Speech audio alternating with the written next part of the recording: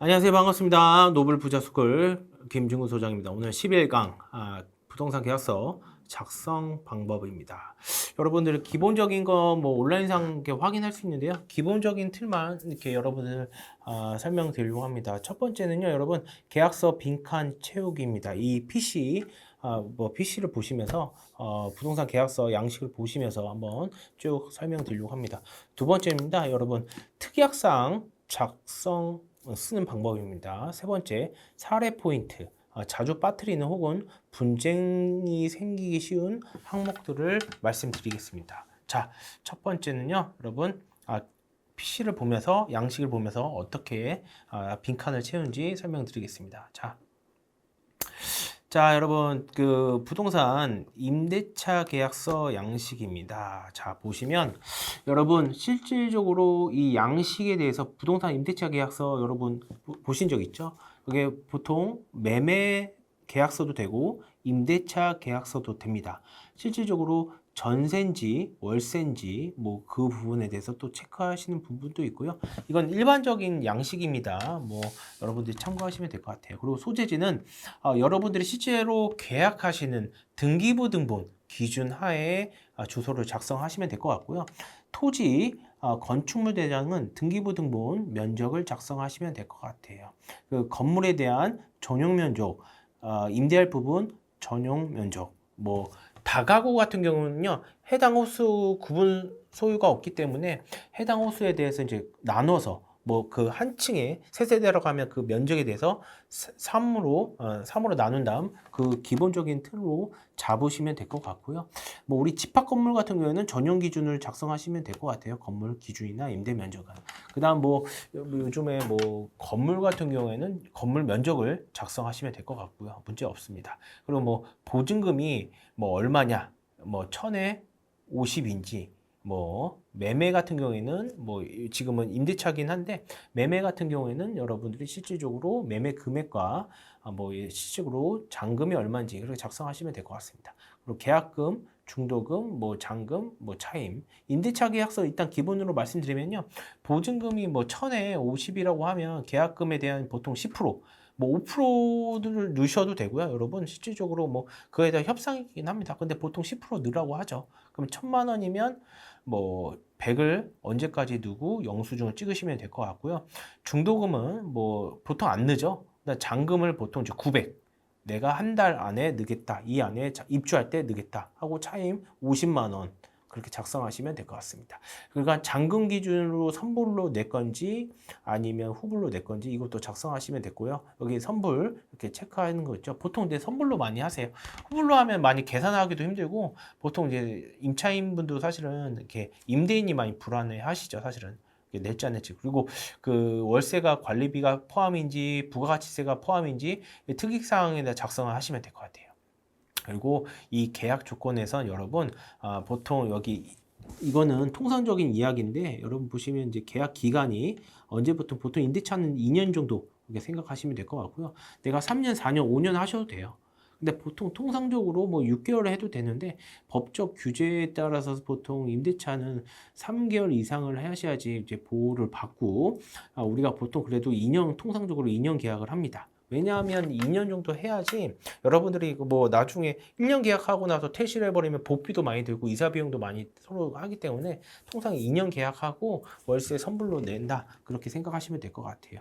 그다음 뭐 여러분들 이게 통상적인 내용이니까 한번 쭉 보시면 될 것 같고요. 계약 해지 뭐 그거에 대해서 주택 같은 경우 2기, 상업용은 3기 그렇게 하시면 계약을 해지할 수 있습니다. 그러니까 우리가 보통 그리고 상대방 쪽에 대해서 용도에 대한 변경이나 전대를 못한다. 2조, 3조 나와 있죠. 그리고 계약의 종료, 해지, 뭐 계약의 해지, 뭐 여러 가지 채무 불이행 다 있습니다. 중개수수료도 다 나와 있고요. 그에 대해서 중개수수료는 거래 금액의 몇 프로 정도 나올 수 있다. 나옵니다. 우리 확인 설명서에도 보통 이렇게 나오니까 참고하시면 될 것 같고요. 우리가 특이사항이 있습니다. 여기에 대해서 실질적으로 특이사항은 제가 작성하는 방법에 대해서 그 아래에 PPT 작성 다음 스텝에 있으니까 참고하시면 될 것 같고요. 계좌번호 임대인 계좌, 그리고 임대인 인적사항 주소죠. 주민번호, 뭐 대리인이 올 거면 대리인 이렇게 해서 주민번호 작성하고 사인 도장해도 됩니다. 인감 도장 사인해도 됩니다. 그다음 이제 임차인분 주소를 이렇게 작성을 하시면 돼요. 보통 근데 주소를 여러분들이 실질적으로 주민등록상 이렇게 작성을 하셔야 되겠죠. 살고 있는 데를. 그리고 보통 이렇게 그 도로명 주소로 적는 게 정상입니다. 보통 도로명 주소로 적어요. 이게 나중에 안 되면 문제가 되는 걸로 알고 있습니다. 그리고 이제 중개사 사무소 소재지, 명칭, 대표, 등록번호, 소속 이렇게 공동중개면 이런 식으로 해서 도장을 찍으면 되시고 소속 중개사가 있으면 이렇게 작성하시면 될 것 같아요.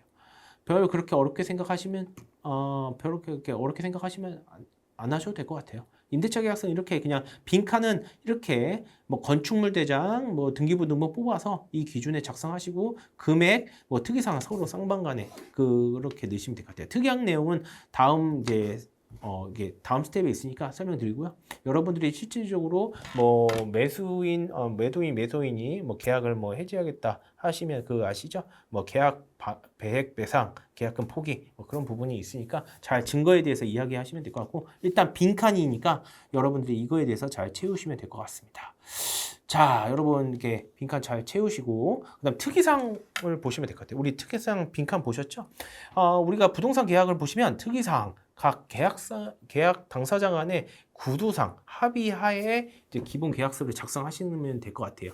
그다음 이제 불충분하거나 나중에 문제가 될 가능성이 있기 때문에 여러분들이 그 조항을 잘 작성을 하시면 될 것 같고요. 그 두 개에 대해서 분쟁을 예방할 수 있는 게 구두 계약보다는 계약서입니다. 책임 소재도 있고 여러분들이 정확하게 왜 계약서를 특이사항을 작성하는 게 명확성, 간결성, 이해 가능성, 합법성 준수, 상호 합의입니다. 문서화하기 위해서. 구두로 해놓고 나중에 안 했다는 경우도 있잖아. 그래서 실질적으로 여러분들이 어느 정도 누가 언제 어떻게 책임질지 확인하고 어느 정도 간멸하게 별도로 첨부할 수 있으면 좋고요. 그러니까 여러분들이 법률적 위반 조항은 무효가 될 수 있어요. 예를 들어서 이거 안 하면 내가 너 죽어라.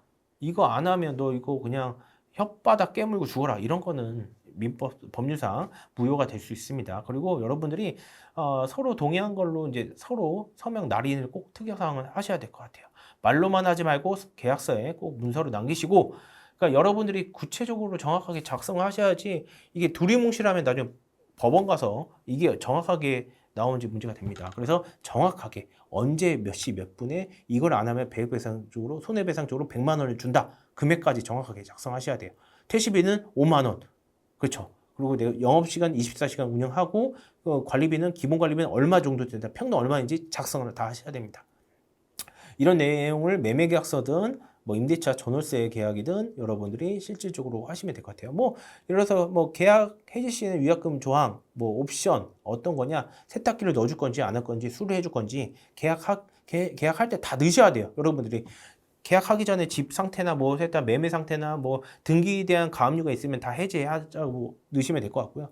뭐 토지 면적, 토지를 살 때는 면적에 대한 오차 측정을 하시고 하자 담보 이렇게 토지 거래 허가 구역일 때는 이거에 대해서 이제 허가가 안 나올 경우에는 무효가 된다. 계약금 반환한다. 그런 특약을 작성하시면 되고 전월세 같은 경우에 임대차 가든 뭐 전세는 뭐 보증보험이 안 될 경우는 계약금 반환금 뭐 전세자금 대출 안 나올 경우는 계약을 무효하고 계약금 반환금 뭐 그런 거 있어요.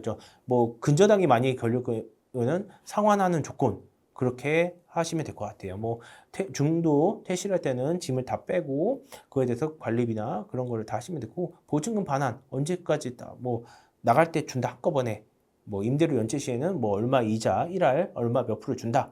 사용 제한, 전대차 금지 이런 내용을 여러분 임대차든 매매를 작성하시면 될 것 같습니다.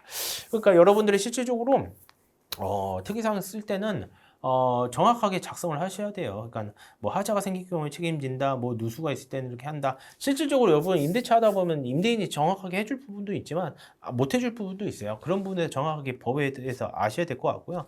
뭐 여러분들 특이사항에는 뭐 본문과 별도로 나눠서도 할 수 있고 별지의 특이사항인 뭐 몇 페이지에 참고하시면 될 것 같습니다. 숫자 표시에는 뭐 한글과 숫자를 변기해서 오해를 방지하시면 좋고요. 계약 조건 중에 하나가 다른 조건, 여러 가지 대출 승인, 연기가 되어 있다면 그 충족이 안 될 경우에는 계약이 무조건 해제된다는 그런 특약을 넣으셔야 돼요. 뭐 전세자금 대출이나 뭔가 이거에 대해서 대출 승인이 안 나거나 무조건 계약 해제나 그러니까 계약금 반환 식으로 작성하시면 될 것 같고요. 계약서에 수정이나 추가 조항이 생기면 무조건 그거에 대해서 밑줄을 긋고 날인 서명을 하셔야 됩니다. 부동산 임대 임차인 그리고 이제 그 계약서에 추가를 더 넣거나 수정을 하거나 이렇게 똑같이 그거에 대해서 도장을 찍으시면 될 것 같습니다. 똑같은 글자체로 뭐 임대인, 임차인, 부동산 세 장 똑같이 작성하셔야 됩니다. 자, 세 번째 맨 마지막입니다. 여러분 사례 포인트고요. 자주 빠뜨리면 혹은 분쟁 생기는 쉬운 항목들입니다. 하자, 상태 확인, 건물 내부의 기계, 전기, 시설 등의 상태를 확인하고요. 사진 증빙하고 수리할 부분을 및 책임자로 명시합니다. 포함되는 사항, 제외되는 품목, 가구, 가전제품에 대한 조명 등 여부도 확인하셔야겠죠. 이거에 대해서 뭐 우리가 옵션이 있는 건지 없는 건지, 풀옵션인지 아닌지, 냉장고가 빌트인지 이거는 들어가는 건지 안 들어가는지 확인하고 들어가셔야 돼요. 그러니까 뭐 건조기가 있는 건지 없는 건지 그것도 확인하시고 그다음 이제 세 번째는 뭐 이제 대출 미승인 시 계약금 아까 말씀드린 것처럼 무효가 되고 계약금 반환 전대 양도 용도 변환에 대한 제한을 뭐 임대차 계약 때 종종 문제가 발생할 경우에는 계약을 해지된다. 그러니까 허락을 받아야겠죠. 계약하기 전에는 전대나 양도, 뭐 용도 변환에 대한 허락을 받으면 상관없지만 그 중간에 하시면 문제가 됩니다. 허락을 안 받았기 때문에. 그리고 보증금 반환 시점에 여러분들이 청소비를 달라거나 이거는 뭐 보통 원룸인데 투룸이나 아파트는 뭐 청소비 달라는 경우가 없어요. 보통 깔끔하게 나오고 수리비나 미납관리비에 대해서 어느 정도 여러분 다 정산하고 나가셔야 됩니다. 임차인은. 그리고 연체, 지연이자 그런 뭐 월세, 중도금, 잔금 등의 연체이자를 뭐 계산하는 방법도 있지만 실질적으로 이렇게 뭐 얼마까지 준다 뭐 이렇게 하는 부분도 있어요.